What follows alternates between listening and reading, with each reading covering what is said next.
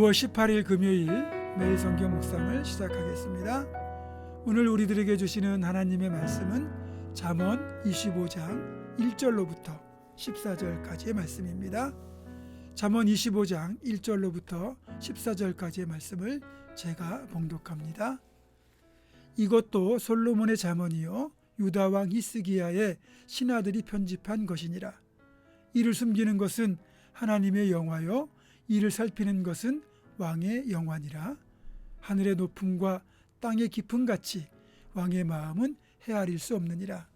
은에서 찌꺼기를 제하라. 그리하면 장색에 쓸만한 그릇이 나올 것이요 왕 앞에서 악한 자를 제하라.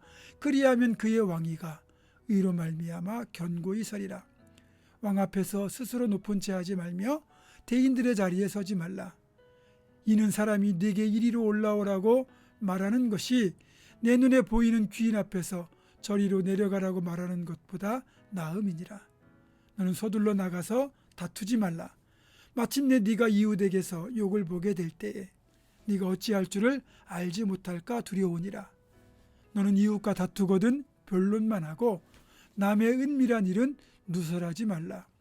듣는 자가 너를 꾸짖을 터이요 또 내게 대한 악평이 네게서 떠나지 아니할까 두려우니라. 경우에 합당한 말은 아로새긴 은쟁반의 금사관이라.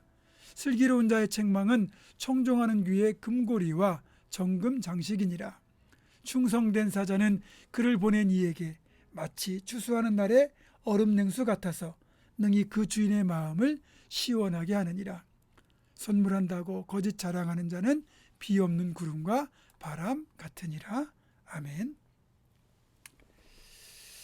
우리가 살다 보면 제거해야 될 것들이 참 많이 있습니다. 오늘 본문에서는 은을 예로 들어서 설명하는데요. 은에서 찌꺼기를 제하면 장색이 쓸만한 그릇이 나올 거라는 말을 하죠. 장색은 불을 이용하여 그릇을 만드는 사람을 말합니다. 그러니까 누가 사용하든 간에 은붙이가 있는데 이런저런 때가 끼어 있고 불순물이 묻어 있을 때 뜨거운 불 속에 들어갔다 나오면 찌꺼기는 제거되고 그리고는 깨끗하고 정련된 순수한 은으로 다시 태어납니다. 그렇게 깨끗하게 정련된 은을 이용하여 장색은 쓸만한 멋지고 귀한 은그릇, 은대접을 만들죠.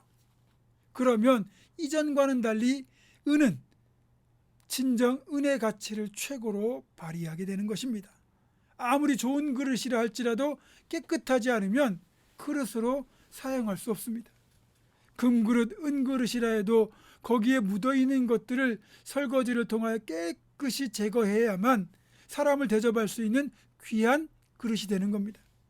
아무리 비싼 그릇에 음식을 담아서 내왔다 하더라도 그 그릇이 깨끗하게 씻겨 있지 않았다면 그것은 대접을 하는 게 아니고 크나큰 결례를 범하는 겁니다. 이는 마치 옥토가 되는 비결과도 같습니다.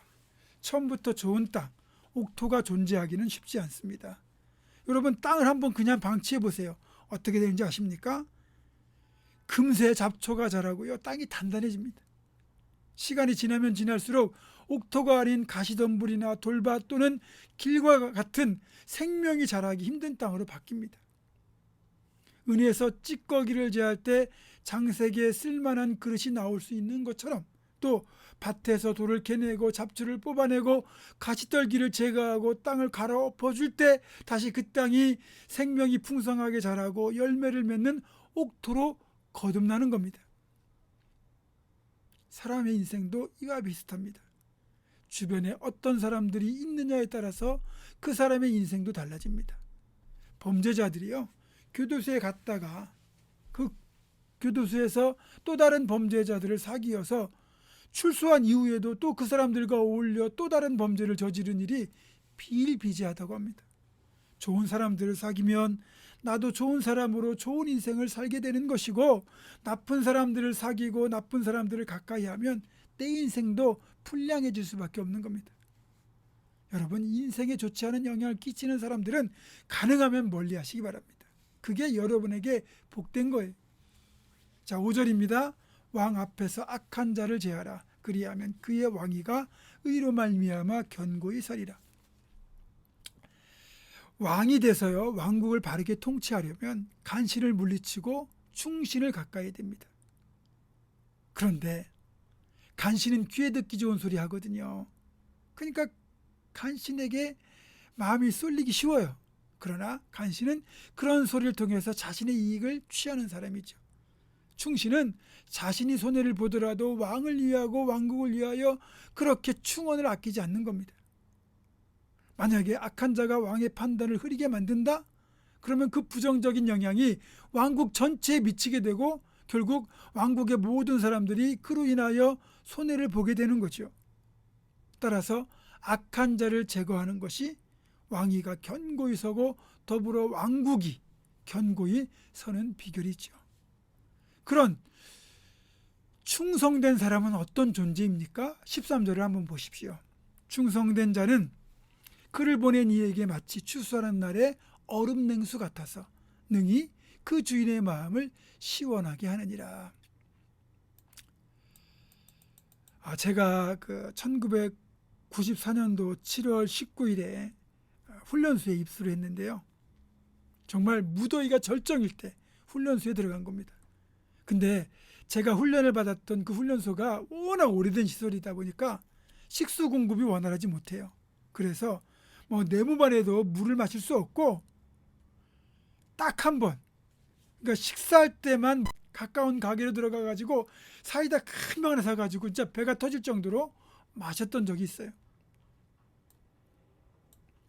케냐에서 예배당 건축할 때도 떼약 배달해서 힘들게 정말 일했는데 함께 갔던 선교팀제 중에서 주방을 맡았던 분들이 부지런히 계속 시원한 음료를 우리 일하는 팀원들에게 공급해 주셔서 그것으로 갈증도 해결하고 계속해서 일을 할 힘도 얻었습니다.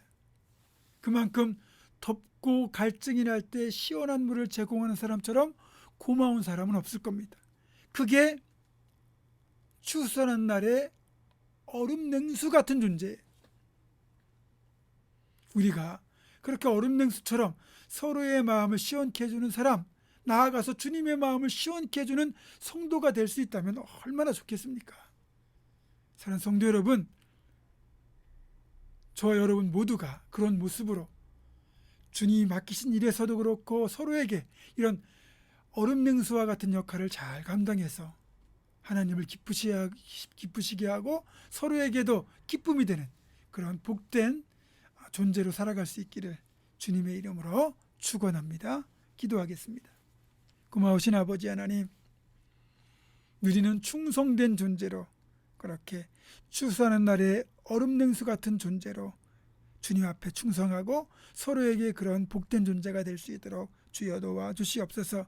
지혜롭게 행하고 부지런히 행하고 또 서로가 서로를 배려함으로 서로에게 힘이 되어주는 얼음 냉수 같은 복된 존재가 되기를 간절히 원하옵고 예수님의 이름으로 기도하오며 이제는 우리 주 예수 그리스도의 은혜와 하나님의 사랑과 성령의 교통하심이 추수한 날에 얼음 냉수 같은 존재로 끝까지 충성할 것을 결단하는 사랑 모든 성도들, 이들의 삶과 가정과 생업과 우리 교회 위에 지금부터 영원토록 함께 하시옵기를 간절히 축원하옵나이다. 아멘.